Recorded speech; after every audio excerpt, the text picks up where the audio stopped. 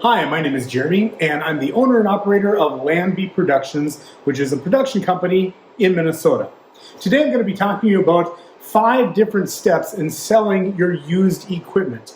Right now, myself and a lot of you don't have a whole lot of events going on, or not as many as we maybe did last year. We've got a lot of equipment in our shop, maybe in our storage shed, that we just don't need anymore. So I'm going to talk to you a little bit about today about selling those pieces of equipment. My first step is, what gear do you sell? Well, I kind of look back myself and say, what pieces of equipment haven't I used in the past 6 months, maybe even the past couple of years, that's just sitting on the shelf, and I could probably get some money out of those pieces of gear. Today I've got 4 pieces of gear that I no longer use. First is a Chavez Special Effect. Haven't used that in probably a couple of years.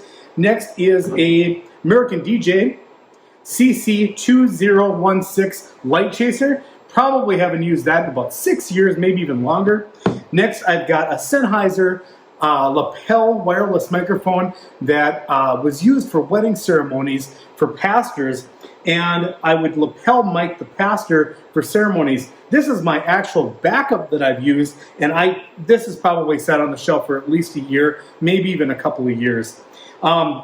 And finally, I've got a power amplifier. I no longer use a lot of speakers that require a power amplifier because most of my speakers now are powered. So I'm going to be selling that as well. You see a lot of my speakers in back of me. I do a lot of selling online, especially right now because I'm kind of slow on my events, and this is a way for me to make a few extra dollars on paying bills and whatever for this coming fall. So, like I said, what gear do you sell? You're going to go through your inventory and kind of look at pieces that you may just not use anymore, that are just sitting there collecting dust. Those could be worth some money, and now would be a good time to sell those. Next, know the gear that you're selling.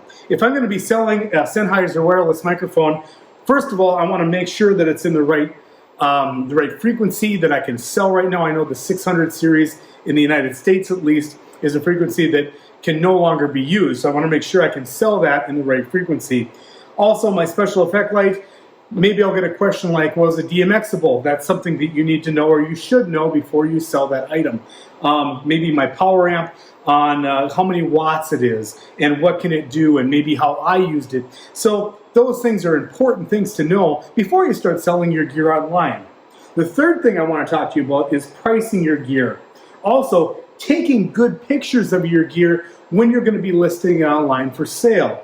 So for instance, if I'm going to be selling a speaker, usually I just want to take a picture of just that speaker and maybe not any of the other speakers around it, because maybe I'll list a speaker for sale that's kind of a lower price speaker, and then behind it I'll have a more of a higher price speaker, a high-end speaker, and I'll say, $100 for this speaker, but maybe the person looking at the ad will say, gosh, $100, I'll take that speaker and that speaker and that speaker. And some people just don't understand that. So a good way to do it is take a picture, or the pictures that you're taking are just of the pieces of equipment that you're trying to sell. My fourth thing to talk about today is how to sell your gear and where to sell your gear and where you list it. Craigslist has always been a pretty good place for the last couple of years. Scammers have kind of gotten into Craigslist, so it hasn't been as appealing as it was maybe 2, 3, 4 years ago. Marketplace, Facebook, which pretty much everybody is on Facebook, is a really good place to sell. That's where I try to sell some of my used gear. Like I said, taking a really good picture of it and putting it up online usually gets a hit or two of a message that I'll get from somebody looking to buy that piece of gear. The fifth thing I want to talk to you about today is being open for different types of payments. For instance, this morning I sold a couple of microphones to a gentleman. He didn't have cash. I don't like to accept a check, and cash is usually king when it comes to selling equipment. But if you're open to doing a little bit more than just cash, maybe using Venmo, which I used this morning, or if you've got a way to take a credit card, Square is one that I use myself. That's a really good way to open up different ways that you can take payments for this used equipment. Another thing I got to talk to you about, something I may have skipped over, is where to sell this gear online. Yes, but who am I selling it to? For instance, I've got a disc jockey company and a production company. So my thoughts are along that line when I'm selling equipment. But there might be somebody with a man cave that could really use some speakers that wants to just have an awesome sound system in their man cave. That would be somebody to talk to. Another person that you'd want to relate to or get that information out to would be maybe a church. A lot of churches in our area are doing outdoor services right now.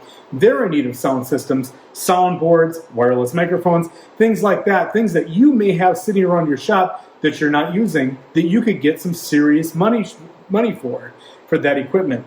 So just some good thoughts, but there's 5 steps to look for or to kind of think about when selling your equipment.